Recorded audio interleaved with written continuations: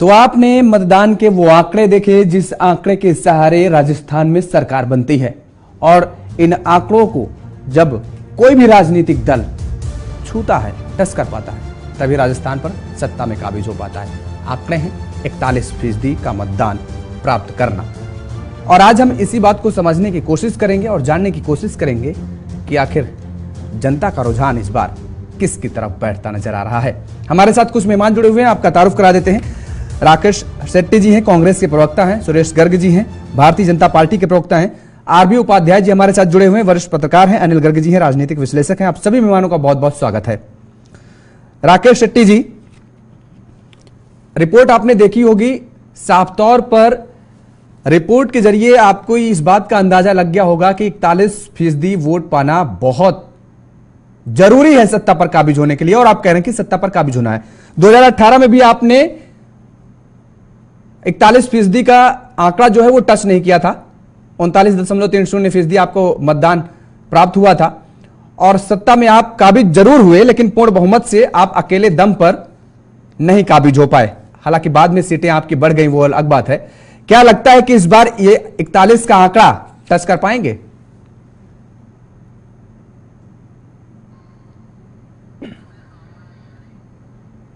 राकेश शेट्टी जी की आवाज नहीं आ रही। यही सवाल सुरेश गर्ग जी आपसे है। 41% का आंकड़ा टच करना बहुत जरूरी है। भारतीय जनता पार्टी ये दावा जरूर कर रही है सत्ता पर काबिज होने जा रही है, लेकिन मुकाबला इतना आसान भी नहीं है। देखिए योगेश जी, भारतीय जनता पार्टी 2023 के चुनाव अच्छी मेजोरिटी से जीत के आ रही है। उसके कई कारण हैं। एक तो ये कारण है कि पिछले 5 साल के अंदर जो राजस्थान के अंदर अराजकता का माहौल, भ्रष्टाचार का माहौल, कोई सा ऐसा विभाग या कोई इस तरह का रहा नहीं कि जहां पे समस्या नहीं, चाहे युवा हो, चाहे किसान हो, चाहे महिला हो, हर वर्ग के साथ में अन्याय पिछले 5 साल के अंदर हुआ है। तो जनता उसका जवाब मांग रही है।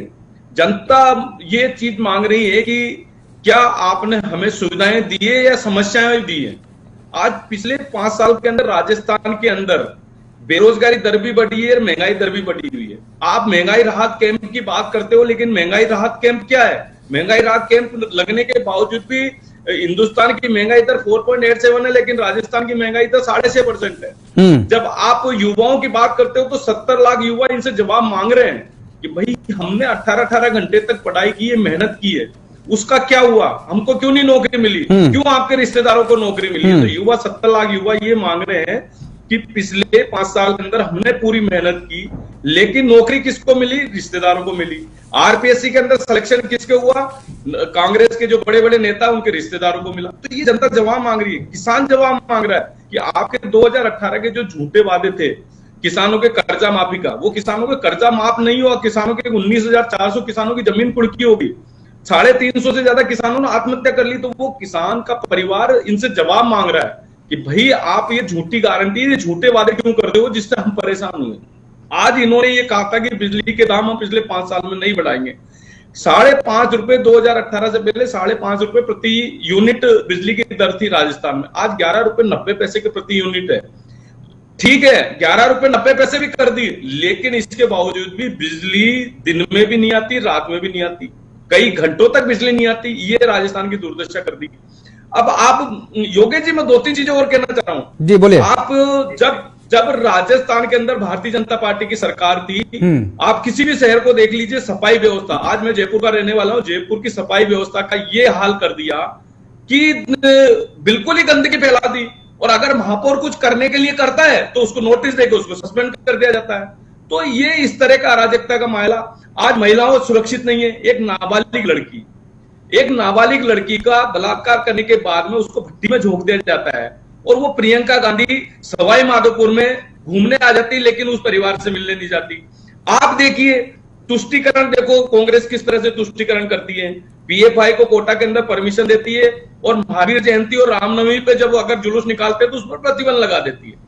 एक अगर अल्पसंख्यक समुदाय का व्यक्ति किसी एक्सीडेंट के अंदर उसकी हत्या हो जाती है तो उसको 50 लाख रुपए दे देते हैं। और एक हिंदू परिवार का लड़का, एक जो गरीब परिवार का लड़का था, जो कि अखबार बेचने वाला था, वो अखबार का कलेक्शन करने गया, उसकी हत्या कर दी जाती है, 1 रुपया नहीं दिया आपने। इस तरह की ये तुष्टिकरण करते हैं साहब यहाँ पे। तो आप इसी तुष्टिकरण की राजनीति को जो आप साबित करना चाहते हैं कि कांग्रेस कर रही है, इसी के सहारे अपनी नैया पार लगाना चाहेंगे और इसी के सहारे 41% और इससे ज्यादा लोगों को अपनी उम्र लुभा पाएंगे, ये आपको विश्वास है इस पर? योगेश जी हमारी दो चीजें हैं। एक तो ये चीज है कि पिछले 9 साल से नरेंद्र मोदी जी ने जो विकास का मॉडल पूरे हिंदुस्तान में दिया है, उसके लिए जनता के बीच में जा रहे हैं कि जो नरेंद्र मोदी जी ने गरीबों के लिए जो काम किया है, एक गरीब महिलाओं को उज्ज्वला योजना के अंदर कनेक्शन देना, एक गरीब महिला को शौचालय बना के देना, एक गरीब महिला के लिए पक्का घर बना के देना, हर घर जल जीवन मिशन के अंदर नल के कनेक्शन देना गरीबों के लिए 80 करोड़ गरीबों के लिए हमने योजना लागू करना, किसानों के लिए किसान सम्मान निधि लागू करना, ये सब चीजें योजना हम लेकर जा रहे हैं। आज इंफ्रास्ट्रक्चर के अंदर देख लीजिए, राजस्थान के अंदर क्या इंफ्रास्ट्रक्चर है। आज अगर गुड़गांव से जयपुर आते तो 90 मिनट के अंदर डोसा आ जाता आदमी, ये इंफ्रास्ट्रक्चर दिया है। रेलवे के इलेक्ट्रिफिकेशन 2014 से पहले 950 करोड़ रुपए रेलवे को दिए थे, हमने 9,500 करोड़ रुपए रेलवे को दिए यहाँ पे राजस्थान के अंदर। आज रेलवे स्टेशन की ये स्थिति है कि एयरपोर्ट से बढ़िया रेलवे स्टेशन तैयार हो रहे हैं राजस्थान के अंदर। तो ये सब चीजें हम जनता के बीच में लेके जा रहे हैं। दूसरा मैं ये कहना चाह रहा हूँ, ये तो हमारी उपलब्धि है, इसके बाद में हम कांग्रेस की 5 साल की नाकामी है वो जनता के बीच में लेके जा रहे हैं कि कांग्रेस ने किस तरह से राजस्थान में भ्रष्टाचार किया है, कांग्रेस ने किस तरह से महिलाओं का ये अत्याचार हुए हैं, किस तरह से पेपर लीक माफिया यहाँ पे पनपे हैं, इस तरह की जो भी चीजें वो हम जनता के बीच में लेके जा रहे हैं। और उसी के मुद्दे पे जाके जनता हमारे साथ खड़ी है। जनता 2023 का चुनाव पूर्ण बहुमत से, जो पिछला हमारा 2013 का रिकॉर्ड है ना, उसको भी तोड़ेंगे हम। अच्छा, क्योंकि जी हमारा 2013 का रिकॉर्ड तोड़ेंगे। इनके पास में विपक्ष के नेता लायक भी एमएलए जीत के नहीं आएंगे, वो स्थिति है राजस्थान में। हर तरफ भारतीय जनता पार्टी की लहर। चलिए ठीक है। अनिल गर्ग जी, आपको क्या लगता है 2013 का रिकॉर्ड तोड़ने की बात भारतीय जनता पार्टी की तरफ से की जा रही है और ये कहा जा रहा है कि दरअसल जो केंद्र की योजनाएं जो राज्य तक पहुंचाई गई हैं उसके सहारे और राज्य में जो कांग्रेस सरकार की नाकामियां रही हैं उसके सहारे जनता को अपने तरफ लुभाने का प्रयास किया जा रहा है, ये बड़ा मुश्किल है। अब आपको क्या लगता है कि क्योंकि जो टक्कर दिख रही है तो बड़ी कांटे की टक्कर दिख रही है? योगेश जी, आप भी जानते हैं राजस्थान का इतिहास रहा है कि हर 5 साल में वो सरकार को बदलते हैं। क्यों बदलते हैं, इसके कारण अलग अलग हो सकते हैं। एंटी इनकम्बेंसी फैक्टर एक रहता है। दूसरा ये भी कह सकते हो कि जब भी सरकार को चुना जाता है, जनता बड़ी आशा के साथ सरकार को चुनती है, इस आशा के साथ कि इस बार जो उस पार्टी ने जो वादे किए थे वो पूरे होंगे। फिर 5 साल बाद निराश होकर वो पार्टी बदलने को मजबूर हो जाती है। कुछ ऐसा कमोबेश जो दृश्य है वो अभी भी दिख रहा है।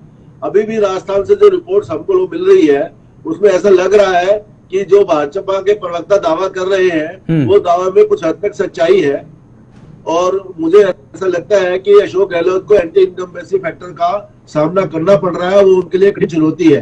हालांकि पिछले 6 महीने खासकर अशोक गहलोत जी ने योजना पे योजना लाके भरमाने की पूरी कोशिश की है, अपनी स्थिति को अपने पक्ष में करने की, स्थिति को सुधारने की पूरी कोशिश की है। लेकिन ये कोशिशें मेरे हिसाब से नाकाफी है और जनता का मूड बदलने में कुछ हद तक तो कामयाब हुई है। बहुत भारी बहुमत से नहीं रहेंगे, लेकिन फिर भी ऐसा लगता है कि कांग्रेस को इस बार वापस सत्ता से बाहर जाना पड़ेगा। ये ऐसा मुझे लगता है कि भाजपा प्रवक्ता की इस बात में सच्चाई है, क्योंकि पिछली बार जब चुनाव हुए थे तो अच्छा, आपने कहा कि कांग्रेस को एंटी इनकम्बेंसी का जो नुकसान है वो उठाना पड़ सकता है भारतीय जनता पार्टी को।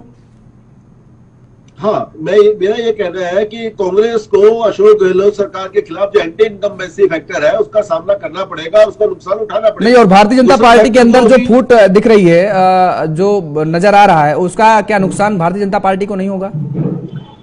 भारतीय जनता पार्टी में जो फूट है वो अनुशासन के नीचे दब जाती है। आप कभी भी देख लीजिए कि भारतीय जनता पार्टी के कितने भी बड़े स्तर पे फूट पड़ी हो, जब हाईकमान कोई बात कहता तो उसके नीचे दब जाता है। कभी भी ऐसा हुआ नहीं है कि भारतीय जनता पार्टी से विद्रोह करके कोई बड़ा नेता बाहर गया हो और वो कामयाब हुआ हो। इतिहास आप उठा के देखेंगे तो आपको लगेगा कि जब भी कोई बाहर गया या तो वापस भारतीय जनता पार्टी में आया है या फिर उसका राजनीतिक करियर ही खत्म हो गया है। मैं आप चाहो तो आपको नाम गिना सकता हूँ। दूसरी बात यह कि भारतीय जनता पार्टी ने जो इस बार देखने को आया है, सामूहिक नेतृत्व के साथ मैदान में उतरे, उन्होंने भी वसुंधरा राजे को सीएम कैंडिडेट घोषित नहीं किया है। अनेक दिग्गज राजस्थान से आते हैं केंद्र सरकार में भी और सभी के दिग्गज उतारे हैं राजस्थान में चुनाव प्रचार में। तो मुझे लगता है कि ये कहना थोड़ा मुश्किल है कि उनमें कोई फूट है।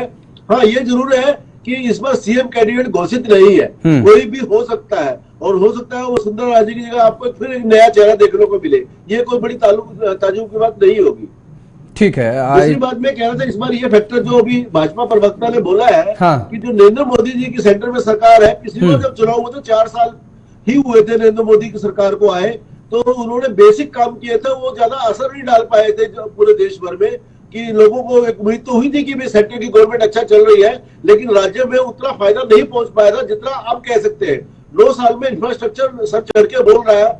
अभी जो जिक्र कर रहे थे दिल्ली से जयपुर रास्ता, इसका एक जीता जागता उदाहरण है। और गरीबों की जो जल कल्याणकारी योजनाएं हैं वो भी बहुत हद तक पहुंची है। हाँ, ये बात और है कि कई बार केंद्र की अच्छी योजनाएं भी राज्य लागू नहीं करते थे। दिल्ली में स्वास्थ्य योजना लागू नहीं है, ऐसी बहुत सारी योजनाएं हैं। लेकिन मुझे लगता है कि जनता बहुत जागरूक हो गई है, और 75% के आसपास जो मतदान होता है, ये अपना आप एक बड़ा सबूत है कि जनता जागरूक है और अपने अधिकार को समझती है और उसका बहुत अच्छे ढंग से प्रयोग भी करती है।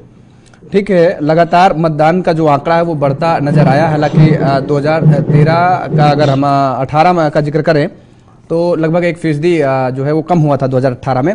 आरबी उपाध्याय जी, आपको क्या सियासी गणित राजस्थान का समझ में आ रहा है? क्योंकि अगर हम भारतीय जनता पार्टी का जिक्र करें परंपरागत वोट बैंक की तो लगभग 33% है, और कांग्रेस का अगर हम जिक्र करें तो लगभग 31% है। और हमने जो अभी अपनी रिपोर्ट दिखाई, आपने देखी कि किस तरीके से सत्ता पर तभी कोई दल काबिज हो पाता है जब 41% का आंकड़ा वो टच कर पाता है। इस बार का गणित क्या कुछ नजर आ रहा है आपके मुताबिक? देखिए पांडे जी, बात तो बहुत होती है, बात भ्रष्टाचार की हुई कि कांग्रेस सरकार भ्रष्टाचार में है। अरे नरेंद्र तोमर की जो सीडी वायरल हो रही है उस पर क्यों नहीं बोला वो भ्रष्टाचार नहीं है? वो क्या है, जीता जागता नमूना है। तो कथनी और करनी का फर्क है। आप भ्रष्टाचार की बात कैसे कह सकते हैं जब नरेंद्र तोमर की सीडी जनता तक पहुंच गई, और जब माननीय प्रधानमंत्री जनसभा करते हैं, भ्रष्टाचार की बात करते हैं, तो जनता के बीच में से आवाज आती है भाई नरेंद्र तोमर पर, लेकिन वहां कोई बोलता नहीं है। रही बात महंगाई की, अरे 400 रुपए का सिलेंडर 1200 रुपए का हो गया, इसको महंगाई नहीं कहेंगे, क्या कहेंगे?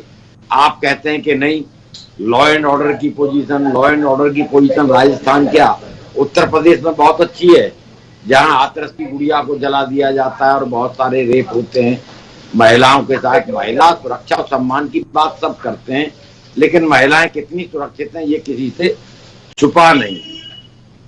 किसान की बात हो रही थी, 2022 तक किसान की आमदनी दुगनी होनी थी।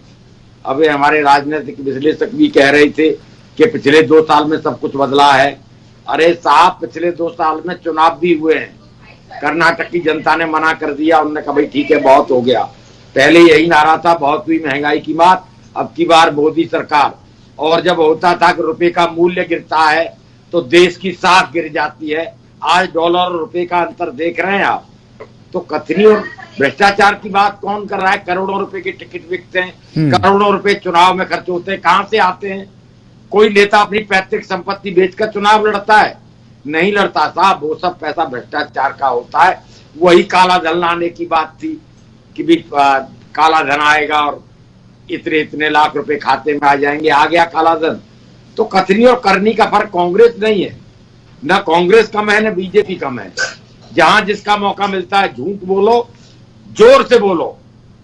तो सभी ने एक फॉर्मूला एडॉप्ट कर लिया है कि झूठ बोलो, झूठ बोलते हैं, अनाप शनाप वायदे कर देते हैं।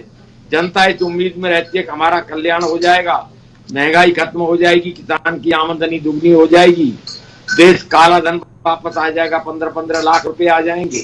लेकिन मिलता क्या है जनता को? वही महंगाई बढ़ती है। रेलवे की बात हुई, रेलवे का आप प्लेटफॉर्म टिकट पहले कितने का था, आज कितने का है। और रेल का किराया भी आप देखेंगे कोई एरोप्लेन से कम नहीं है। आज रेलवे का जो किराया आम आदमी की पहुंच से बाहर है। तो कहने के लिए बहुत सारी चीजें हैं कि किसान आत्महत्या कर रहा है। किसान तो कल भी आत्महत्या कर रहा था, कांग्रेस ने भी इतने साल शासन किया, किसान आत्महत्या करता रहा, आज भी आत्महत्या कर रहा है। क्यों कर रहा है? क्योंकि उसको एमएसपी नहीं मिल रहा है। तो केंद्र एमएसपी क्यों नहीं दे देता? उसको एक झुंझुना थमा देते हैं कि किसान सम्मान निधि सम्मान तो उसका जब होगा जब उसे आप एमएसपी दे देंगे, जो वो फसल उगाता है उसको खरीदने की गारंटी आप दे देंगे, तो न वो कर्जदार रहेगा, न उसे जरूरत पड़ेगी सम्मान की। वो अपना सम्मान खुद कमाता है, मेहनत करता है, रात दिन सर्दी हो गर्मी हो बारिश हो, खड़ा रहता है खेत के अंदर। अन्नदाता उसको कहते हैं। लेकिन आपने वही कहा, सबसे ज्यादा आरवी उपाध्याय जी, आपने कहा कि दोनों पार्टियां एक जैसी हैं, जब जिसको मौका मिलता है लूटती हैं, तो फिर जनता जाए किसके साथ? जनता के पास तो बड़ा संशय है, किधर वो जाए? देखिए नहीं, देखिए पांडे जी, जनता ये देखती है एक बड़ा चोर एक छोटा चोर, तो जनता ये देखती है, उन्होंने कहा इससे तो यही अच्छा है, ये तो बहुत बड़ा गुंडा है, ये थोड़ा कम गुंडा है, बहुत बड़ा गुंडा नहीं है, चलो इसको जिता देते हैं। और जनता के पास ऑप्शन क्या होता है? पॉलिटिकल पार्टियां। और बड़ा वाला ही गुंडा तो आरवी उपाध्याय जी, हम तो देखते हैं बड़ा वाला गुंडा ही ज्यादा जीतता है, छोटा वाला गुंडा हार जाता है। सीधा साधा आदमी चुनाव हार जाता है, जितना बड़ा जो माफिया उतना बड़ा उसका वोट बैंक, और उसी हिसाब से राजनीतिक दल टिकट भी देते हैं। देखिए, राजनीति का जब से व्यवसायीकरण हुआ है, अपराधीकरण हुआ है, ये लोकतंत्र के लिए खतरा है। और आप देखेंगे, मैं नहीं कह रहा हूं, इलेक्शन कमीशन के आंकड़े उठा के देख लीजिए, हर पॉलिटिकल पार्टी अपराधियों को टिकट देती है, और वही अपराधी जब सत्ता में आते हैं तो नए अपराध को जन्म देते हैं, उनको संरक्षण देते हैं, नए अपराधी पैदा होते हैं।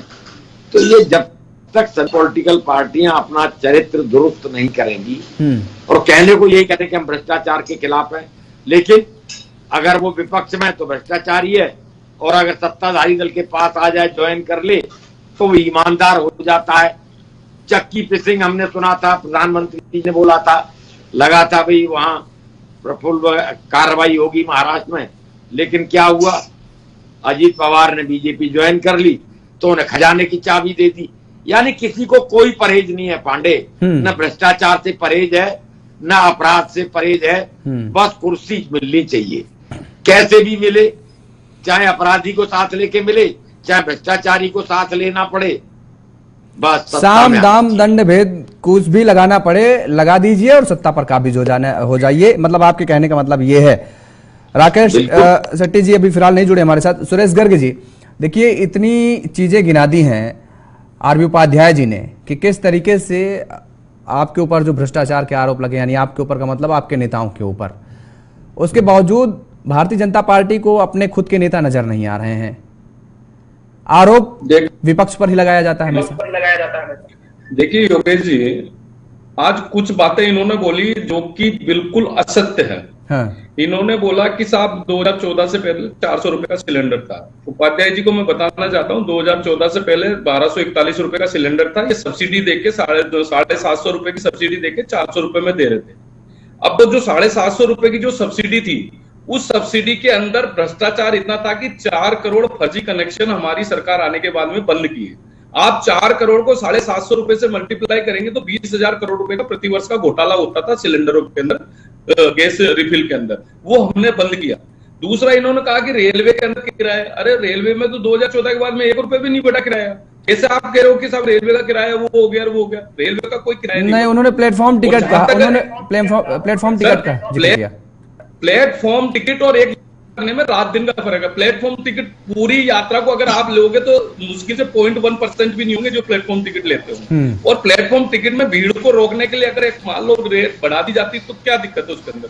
आप उसको प्लेटफॉर्म पे यात्री जिसको यात्रा करनी है उसी को जाना चाहिए, तो उसमें कोई बुराई नहीं है। लेकिन किराया 2014 के बीच में 1 रुपया भी नहीं बढ़ा। जहां तक भ्रष्टाचार है, इनकम टैक्स डिपार्टमेंट में आपको पता कितना भ्रष्टाचार होता था? रिफंड लेने के लिए 10% देना जरूरी था। जब अगर डिपार्टमेंट में 10% नहीं दोगे तो रिफंड नहीं मिलता था। आज क्या स्थिति है? ऑनलाइन असेसमेंट हो रहा है। मैंने 2 बजे रिटर्न भरी है, 3 घंटे बाद में मेरे पास में रिफंड आ गया। ये मेरा प्रमाण है। ये मतलब कि सेम डे 3 घंटे बाद में रिफंड आना, ये एक बहुत बड़ी उपलब्धि है। तो ये उपलब्धि माननीय नरेंद्र मोदी जी ने की है। भ्रष्टाचार को जड़ से खत्म करने के लिए हमने हर चीजें ऑनलाइन सिस्टम में लाए। तो उपाध्याय जी, कुछ तो नरेंद्र मोदी जी की बढ़ाई करो कि नरेंद्र मोदी जी ने 10वीं अर्थव्यवस्था से 5वीं अर्थव्यवस्था हिंदुस्तान को लिया है।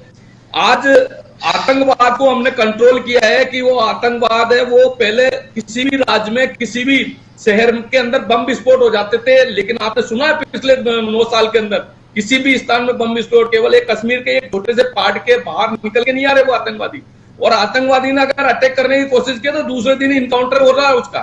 ये नरेंद्र मोदी जी ने दिया। अयोध्या में राम मंदिर बनना चाहिए नहीं बनना चाहिए, लेकिन कांग्रेस ने तो विरोध किया था। हम आज अयोध्या के अंदर राम मंदिर धारा 370 का विरोध किया था। एक महिला, आप ट्रिपल तलाक, एक अगर मुसलमान महिला को हमने अगर न्याय दिया तो ट्रिपल तलाक जो है वो लाके हमने एक बहुत बड़ा वो उनको दिया है कि वो महिला बेचारी सुरक्षित महसूस कर रही है।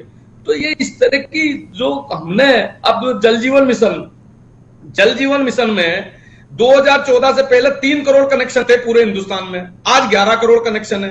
क्या 55 साल की इतिहास के अंदर सिर्फ 3 करोड़ कनेक्शन हुए जल जीवन मिशन में? ये इस तरह से आपको देखना पड़ेगा। महिलाएं राह का इंतजार करती थी शौच जाने के लिए, आज हमने महिलाओं को शौचालय बना के दिए, गरीब महिलाओं को। आज महिलाओं को हमने पक्के मकान बना के दिए।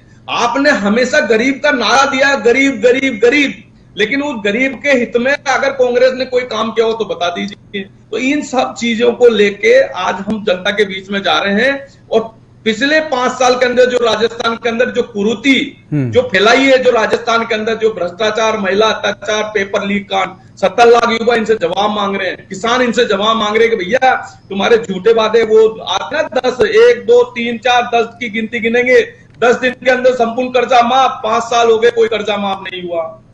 इनकी वो प्रियंका गांधी आती है जो महिला अत्याचार, जहां पे जो दलित उत्पीड़न होता वहां तो मिलने नहीं जाती, हर बार आती है सवाई माधोपुर में, रणथंभौर में अपने पता नहीं रणथंभौर के अंदर क्या है।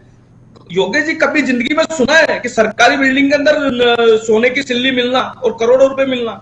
हमने तो कभी सुना ही नहीं था। इनके राज में सरकारी सिल्ली, सोने की सिल्ली मिल रही है और करोड़ों रुपए मिल रहे हैं। ये इन्होंने राजस्थान के अंदर दिया, तो जनता को दिख तो रहा है ना साहब ये चीजें। राकेश शेट्टी जी हमारे साथ जुड़ गए हैं। योगेश जी एक चीज और मैं कहना चाह रहा हूं कि अशोक गहलोत जी ने कई बार बोला है कि भाई मैंने पिछले 5 साल तक केवल मेरी कुर्सी बचाई है। कई प्लेटफॉर्म पे, ओपन प्लेटफॉर्म पे अशोक गहलोत जी ने बोला है कि मैं पिछले 5 साल तक केवल कुर्सी बचाने का काम किया है। कुर्सी बचाने के लिए इन्होंने एमएलए और मंत्रियों को खुले हाथ छोड़ दिए थे। ऐसा भ्रष्टाचार राजस्थान में फैलाया, कोई ऐसा डिपार्टमेंट नहीं है जिसके अंदर भ्रष्टाचार नहीं हो। खुद अशोक गहलोत बोल रहे हैं कि अगर शिक्षकों को तबादले बिना पैसे के नहीं होते, ट्रांसफर के लिए रिश्वत ली जाती है, वो अशोक गहलोत अपने मुंह से कह रहे हैं। इससे ज्यादा वो राजस्थान में क्या हो सकता है? जब अशोक गहलोत ये बोल रहे हैं कि पीडब्ल्यूडी का मंत्री, पीडब्ल्यूडी का इंजीनियर और ठेकेदार मिले हुए हैं, तो इससे ज्यादा और क्या हो सकता है? राकेश शेट्टी जी से पूछ लेते हैं, जान लेते हैं। राकेश जी जुड़े हमारे साथ। राकेश जी देखिए, इतने बड़े बड़े आरोप लग रहे हैं, अशोक गहलोत पर भी यह आरोप लगाया जा रहा है कि वो खुद कह रहे हैं कि कुर्सी मुझसे चिपकी रहती है और पता नहीं अभी तक आगे चिपकी रहेगी क्या नहीं रहेगी। भ्रष्टाचार में आकंठ डूबी हुई राजस्थान की सरकार, ये गर्ग जी कह रहे हैं, तो कैसे जनता आपके साथ जाएगी? देखिए, राजस्थान में पहली बार इतिहास होने जा रहा है। आप जानते हैं कि राजस्थान को हम एक पेंडुलम स्टेट मानते हैं कि हर बार वहां पे सरकार जिसकी भी हो फ्लिप होती है, मगर हमने देखा जिस तरह केरल में कोविड में बढ़िया काम करने के कारण केरल सरकार को केरल के लोगों ने रिपीट किया। आप देख लीजिए, अशोक गहलोत जी की सरकार को राजस्थान के लोग, जनता आशीर्वाद देगी और दोबारा वहां पे गहलोत सरकार बनेगी। और जो हमारे भाजपा के प्रवक्ता अभी आरोप लगा रहे, वो बोल रहे कि अभी इतने साल, 5 साल जो हम लोग यहाँ पे सरकार चलाए राजस्थान में, भारतीय जनता पार्टी ने बार बार कोशिश किया यहाँ पे प्रोजेक्ट लोटस चलाने का, बट वो फेल हो चुके हैं। और वो अभी ये देख रहे हैं कि आज आप मध्य प्रदेश देख लो, आप छत्तीसगढ़ देख लो, मिजोरम देख लो, तेलंगाना देख लो, सभी जगह कांग्रेस की सरकार आ रही है। और पिछले 9 साल में जो ये वाह बता रहे थे और कह रहे थे कि नरेंद्र मोदी जी ने बहुत बढ़िया काम किया है, आप देख लीजिए जहां जहां पे क्लियर कट मैंडेट कांग्रेस को मिला, वहां पे ईडी, सीबीआई, इनकम टैक्स को बेच कर कांग्रेस के नेताओं के ऊपर दबाव डालकर उनको अपने वश में करने का काम भारतीय जनता पार्टी ने किया। यहाँ पे महाराष्ट्र में जिस अजित पवार को नरेंद्र मोदी जी ने भोपाल में खड़े होकर कहा कि नेचुरल करप्ट पार्टी है और अजित पवार को जेल भेजेंगे, अगले ही दिन अजित पवार को महाराष्ट्र में बीजेपी ने शामिल कर डिप्टी सीएम बनाया। देश की जनता अब विश्वास नहीं करेगी नरेंद्र मोदी और अमित शाह के जुमलों की। जितने वादा इन्होंने किया, किसान से वादा किया था कि आपकी आय हम लोग दुगना कर देंगे, कुछ नहीं किया। उनकी जमीन हड़पने की कोशिश किया गया।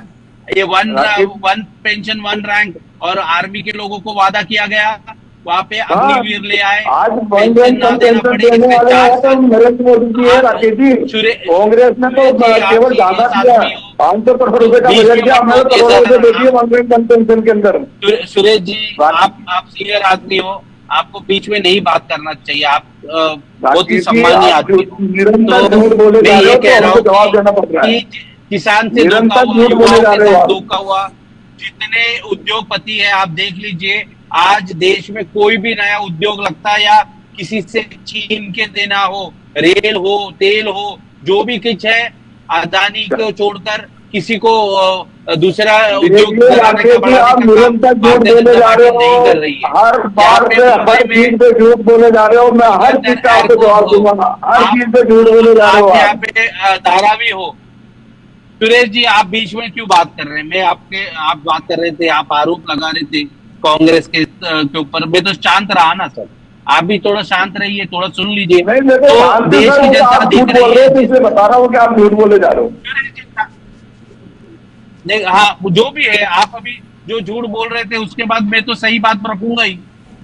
मुझे मेरा अधिकार है। आप सीनियर आदमी है सुरेश जी, आप थोड़ा सा शांत रहिए। मैं आप लोगों को विश्वास दिलाता हूँ, 3 तारीख को जो रिजल्ट आएगा, पहली बार राजस्थान में आप देख लीजिए कि दोबारा राजस्थान की जनता है वो कांग्रेस को चुनेगी। हमारा मैनिफेस्टो देख लीजिए आप।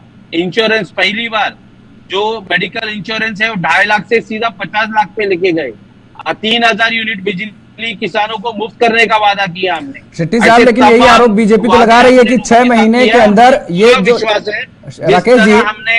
राकेश जी, भारतीय जनता पार्टी यही आरोप लगा रही है कि जो पिछले 6 महीने से जो आपने योजनाएं चलाई हैं, पूरे 5 साल तो आपने कुछ काम किया नहीं, कह रही है। 6 महीने में जनता को लोग लुभावने वायदे करने लगे और योजनाएं चला दी आपने। लेकिन जनता इतनी समझदार है कि वो सब समझती है कि पूरे 4.5 साल क्या करते रहे आप। बीजेपी तो आरोप लगा रही है। अमित शाह जी खुद प्रेस कॉन्फ्रेंस कर यही बात कह रहे थे।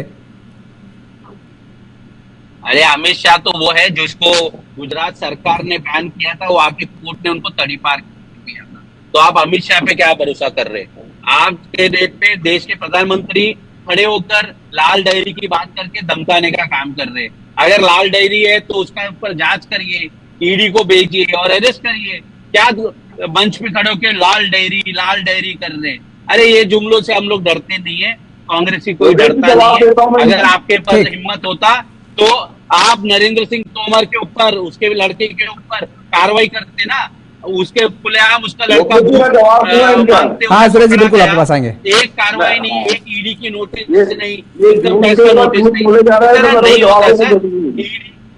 चलिए ठीक है, जवाब ले लीजिए। गर्ग जी जवाब दीजिए, उसके बाद आते हैं अनिल गर्ग जी के पास आएंगे। हाँ योगेश जी, पहले तो इन्होंने इंश्योरेंस की बात की कि हमने 2.5 लाख से 50 लाख कर रहे हैं। मुझे तो ये समझ में नहीं आया कि इन्होंने 5 लाख से 10 लाख किए, 10 लाख से 25 लाख किए। 25 लाख रुपए का इंश्योरेंस का फायदा राजस्थान में किसी व्यक्ति को नहीं मिला। तो ये 25 लाख से 50 लाख करने से क्या फायदा, जब आपको 25 लाख में फायदा नहीं हो रहा, 5 लाख के ऊपर के लोगों में फायदा ही नहीं हुआ। आज 8 करोड़ की जनसंख्या है राजस्थान के अंदर और आपको 5 लाख से ऊपर के व्यक्तियों का कोई इंश्योरेंस क्लेम ही नहीं मिला, तो फिर आप कैसे करोगे मैं 50 लाख दे दूंगा? अरे क्या इसमें भी भ्रष्टाचार करोगे क्या? RGHS स्कीम आपने चालू कर रखी है। RGHS स्कीम में दवाई मेडिकल स्टोर पर अगर जाके देखेंगे ना, क्या नाम है राकेश जी, वहां बड़े बड़े अक्षरों में लिखा हुआ है कि RGHS की दवाइयां हम नहीं देंगे। फिर आपने कहा कि हम 300 यूनिट किसानों को बिजली फ्री देंगे। अरे भाई, जब किसानों पे जब बिजली नहीं आएगी तो वो 3000 यूनिट फ्री देने का कौन सा औचित्य है? जब बिजली नहीं आ रही, आप ये बताइए कि हम पहले 24 घंटे बिजली देते थे, 18 से 24 घंटे बिजली देते थे। आज ये स्थिति है पूरे 24 घंटे के अंदर 3 घंटे 4 घंटे में बिजली आ जाए ना राजस्थान में, गाँव में, तो मैं मान जाऊं ये स्थिति आपने कर दी। पावर जनरेशन में आत्मनिर्भर था राजस्थान, आज उस पावर जनरेशन को आत्मनिर्भर को आपने उल्टा कर दिया। आज माइनस, मतलब एक प्लस में थी ना उत्पादन, उसको माइनस में ला दिया। और फिर एक सबसे बड़ी बात यह है कि उसको माइनस में लाने के बाद में ऊंची दरों पर बिजली खरीदी गई, क्योंकि उसमें दलाली दी थी, उसमें भ्रष्टाचार किया था। अडानी की बात कर रहे हो, अडानी को सिंगल कोयले का टेंडर राजस्थान सरकार ने, अशोक गहलोत जी ने दिया। जिस अडानी को आप बार बार गाली दे रहे हो, उस आदमी को आपने कोयले का ठेका क्यों दिया, मैं जवाब जानना चाहता हूँ। उस अडानी को यहाँ पे पावर प्लांट लगाने के लिए राजस्थान में क्यों किया? अशोक गहलोत अडानी के बगल में फोटो क्यों खिंचवा रहे हो? तो ये पता लग रहा है ना कि आप बातें करते हो। एक छोटा सा जवाब राकेश जी, छोटा सा जवाब। ठीक है राकेश जी, छोटा जवाब, उसके बाद देखिए लाल डायरी, लाल डायरी कौन लाया था? हमको मिला देना, इनके मंत्री लाए थे। और विधानसभा में अगर मंत्री कहता है तो ये सरकार बोल रही है, विधानसभा में लाल डायरी तो आपका मंत्री लाया था ना, उसको सिर्फ पकड़ने की कोशिश क्यों की, उसके साथ मारापीटी करने की कोशिश की, अगर लाल डायरी कुछ भी नहीं तो। ठीक है राकेश जी, जवाब दीजिए। चाहता हूँ कि लाल डायरी तो आपकी है, अगर भारतीय जनता पार्टी ने रचना रखी है तो क्या वो सुरेश जी? ठीक है, जवाब ले लीजिए, उसके बाद आते हैं अनिल गर्ग जी। सुरेश जी ने और आपने भी ये कहा स्टूडियो में बैठकर कि लोगों को ये 5 साल में कोई फायदा नहीं हुआ। मैं आप लोग को बता देना चाहता हूँ कि हमने एक अरे ये हमने नहीं कहा साहब। अरे राकेश जी, पहले आप अपने शब्दों को थोड़ा सा तोड़िए। नहीं, गलत बात। मैंने ये कहा कि बीजेपी कह रही है, मैं कौन होता हूँ कहने वाला? मैं तो जिनको फायदा होगा वो बताऊंगा कि इनको फायदा हुआ, जिनको फायदा नहीं हुआ उनको बताऊंगा कि नहीं फायदा हुआ। मैं राजनीतिक पार्टी से कोई थोड़े ना हूं कि मैं बताऊंगा, मैं कोई आरोप प्रत्यारोप फर्जी में मरूंगा आपके ऊपर। मैं वही बता रहा हूँ आपको। 1.5 करोड़ लोगों ने मिस कॉल दिया उस नंबर पे कि उनको पिछले 5 साल में योजनाओं का लाभ मिला, योजनाओं का फायदा मिला। तो जो ये बात कह रहे थे गर्ग साहब की फायदा नहीं हुआ, 1.5 करोड़ लोगों का मिस कॉल, ये बहुत बड़ा नंबर है। और ये आपको रूपांतर होगा वोट के माध्यम से। और 3 तारीख को जब पेटियां खुलेगी तो कांग्रेस की सरकार आप देखोगे राजस्थान में बनेगी। अनिल गर्ग जी, ये जो मिस कॉल का ये उदाहरण दिया जा रहा है, 1.5 करोड़ जो मिस कॉल आई हैं, ये वोट बैंक में तब्दील हो पाएंगी क्या? क्या आपको लगता है? दूसरी तरफ योगेश जी वो फर्जी है, बोल रहे हैं 1.5 करोड़ की कोई मिस कॉल नहीं है, झूठ बोल रहे हैं। ठीक है, सुरेश जी आ रहे हैं आपके पास, आपके पास आ रहे हैं। अनिल गर्ग जी, दूसरा सवाल ये है कि भारतीय जनता पार्टी के 14 ऐसे नेता हैं जो बगावत करके चुनावी मैदान में खड़े हुए हैं, एक नेता को केवल बीजेपी मना पाई है। क्या उसका खामियाजा बीजेपी को नहीं भुगतना पड़ेगा? 2-3 बातें पूछी है आपने जी। मुझे लगता है कि मुझे थोड़ा समय जरूर। हाँ बिल्कुल, आपको समय पूरा। अभी मैं सभी साथियों को सुन रहा था। हमारे वरिष्ठ साथी पत्रकार उपाध्याय जी ने कहा, कुछ बातें उन्होंने गिनाई कि नरेंद्र मोदी सरकार ने वादे किए थे वो पूरे नहीं हुए, खासकर किसानों को लेकर उन्होंने बहुत कहा। मैं यहाँ पे योगेश जी कहना चाहता हूँ, जब 2020 में किसानों को लेकर 3 बिल आए थे, तो कानून बने थे, क्या खराबी थी उनमें? अगर आप किसानों के लिए केंद्र सरकार कुछ करना चाहती है, कोई कानून लेके आई है और उस कानून पे बहस कर रही है, उस कानून को बात कर रही है, तो आप उसको करने नहीं देते। अब फिर आप कहते हैं आपने किसानों के लिए क्या किया। मैं अभी भी मानता हूं अगर वो कानून लागू हो जाते, हालांकि वो वॉलंटरी थे, राज्य सरकार को छूट थी क्या लागू करे या ना करे, लेकिन अगर वो लागू हो जाते तो किसानों के लिए बहुत बहुत फायदे का चीज होता। अभी तो किसानों को आपने बांध रखा है, आप उसकी उपज बाहर बेच नहीं सकते, एक क्षेत्र से बाहर जा नहीं सकते, उसके अलावा स्टोरिंग नहीं कर सकते। तो आप किसानों के पास इमीडिएटली सेल, उसको उपज को बेचने के अलावा और चारा क्या बचता है? तो मेरा ये कहना है, अगर किसानों के हाथ पांव खोल दिए जाते, उसको खुली छूट होती कि आप अपनी उपज को बाहर के किसी भी हिस्से में बेच दीजिए, तो बीच में जो दलाल है जो 2 रुपए की चीज को 20 रुपए कर देते हैं, वो बीच का जो गैप था उसका फायदा सीधा किसानों को होने वाला था। क्यों नहीं करने दिया आपने? किसी ने इस पे बहस नहीं की कि जो कानून है किसानों को लेके वो फायदेमंद है नुकसानदार। बस नहीं, उस पर बहुत डीपली नहीं जाएंगे अनिल जी, उस पर बहुत डीपली नहीं जाएंगे। सरकारें किसी भी सरकार बीजेपी को, कांग्रेस को, XYZ किसी की भी हो, अगर सरकारें ये कहती हैं कि हम योजनाएं घर तक पहुंचाते हैं, अब लोगों को घर से बाहर नहीं निकलना पड़ेगा, घर में बैठे बैठे आप मोबाइल पे क्लिक कीजिए, सब कुछ हो जाएगा। तो भाई आप किसानों की उपज का सही दाम आप घर पे दीजिए ना। हम क्यों उत्तर प्रदेश से लेकर पंजाब जाएं, हम क्यों बिहार जाएं, बिहार से लेकर उत्तर प्रदेश लेकर के आए अनाज? आप घर पर दीजिए ना, जो आप देना चाहते हैं आप हमारे राज्य में दीजिए ना। कहां दिक्कत आ रही है? आपकी बात बिल्कुल ठीक है। मेरा क्या कहना है, अभी जिन जिन पे ये MSP लगाते हैं, सभी फसलों पे MSP लगाते नहीं, जिन जिन चीजों पे MSP लगाते हैं उसका भी ज्यादा फायदा पूरे देश के लोगों को नहीं होता। MSP पे अगर गेहूं और चावल बिकता है तो पंजाब और हरियाणा के लोग 90% से ज्यादा उसको भी ले पाते हैं, बाकी लोगों को मिलता ही नहीं है। कहां पे MSP पे सरकारी खरीद होती है और वो खरीद किसानों को मिलती है? मेरा ये कहना है, आपने एक ऑप्शन दिया था कि किसानों के पास ऑप्शन है कि आपको जरूरी नहीं सरकार के पास जाए, आपके पास सारे ऑप्शन खुले हैं, क्यों नहीं आप व्यापारियों के पास जाने देते उनको, क्यों नहीं व्यापारियों को माल बेचने देते जहां उनका मन करे, आपको देने में ऑप्शन देने में तकलीफ क्या थी। दूसरी बात, अभी यहाँ पे बहुत सारी चीजों की बात चल रही है कि मुफ्त मुफ्त मुफ्त, अभी सिलेंडर की बात चल रही है। आप मुझे बताइए, जब सिलेंडर 400 रुपए में जनता को उपलब्ध था तो उसका रेट 400 रुपए नहीं था, जैसे कि सुरेश देव जी ने बताया। आप भारी सब्सिडी देके तेल कंपनियों को, गैस कंपनियों को भारी घाटे में रख के और जनता को दे रहे थे, और बीच में जो भ्रष्टाचार हो रहा था, जो क्योंकि अभी तो आधार लिंक हो गया है, बीच में ये भी योजना आएगी, सब्सिडी आपके खाते में जाएगी, तो काफी कुछ भ्रष्टाचार पे अंकुश लगा। लेकिन जैसे ही ये सब्सिडी धीरे धीरे कम होती गई, गैस कंपनियां सारे फायदे में आ गई। आप पेट्रोल को ले लीजिए, ऐसे तो पेट्रोल पे एक्साइज और वैट दोनों इतना ज्यादा है, जो उसका असल रेट है उससे बहुत ज्यादा जनता को पे करना पड़ता है। आप इतना ही कर लीजिए कि इसको जीएसटी के दायरे में ले आइए। मैं अभी आपके सामने दावे से कह सकता हूं ये बात कि किसी राज्य में किसी पार्टी की सरकार हो, कोई भी पेट्रोल को जीएसटी के दायरे में नहीं चाहता, क्योंकि उसको पता है सबसे बड़ा आय का स्रोत है। ना वो केंद्र सरकार चाहेगी और ना ही आपकी तो केंद्र पहल तो करे, केंद्र भी तो पहल नहीं कर रही। हाँ, मैं कह रहा हूं कोई नहीं चाहेगा, क्योंकि ये बड़ा आय का स्रोत है। केंद्र सरकार का एक्साइज बहुत ज्यादा है इसपे, और राज्यों का वेट बहुत ज्यादा है। मूल जो प्राइस है वो तो बहुत पीछे छूट जाता है। तो जनता के बीच में आग मचोली खेलना बंद करिए। दूसरा, एक बात, जनता मुफ्त नहीं चाहती कोई चीज। मुफ्त देनी किस लिए? आप सरकार का बजट घाटे में क्यों ले जाना चाहते हैं? आप अभी कांग्रेस का घोषणा पत्र उठा के देखेंगे, अगर सारी योजनाएं पूरे उसको प्रदेश के राज्यों के नागरिकों, ठीक है, आप मुफ्त दरअसल इसलिए अनिल जी मुफ्त दरअसल इसलिए ले जाना चाहते हैं क्योंकि इनको पता हो गया है कि एक बढ़िया तरीका है, शानदार तरीका है जनता को अपने और लुभाने का, और इसके जरिए हम अपना वोट बैंक पा सकते हैं जनता का, और सत्ता पर काबिज हो सकते हैं। माफ कीजिएगा, आप समय इजाजत नहीं दे रहा, इसलिए चर्चा को यहीं पे हमें विराम देना पड़ रहा है।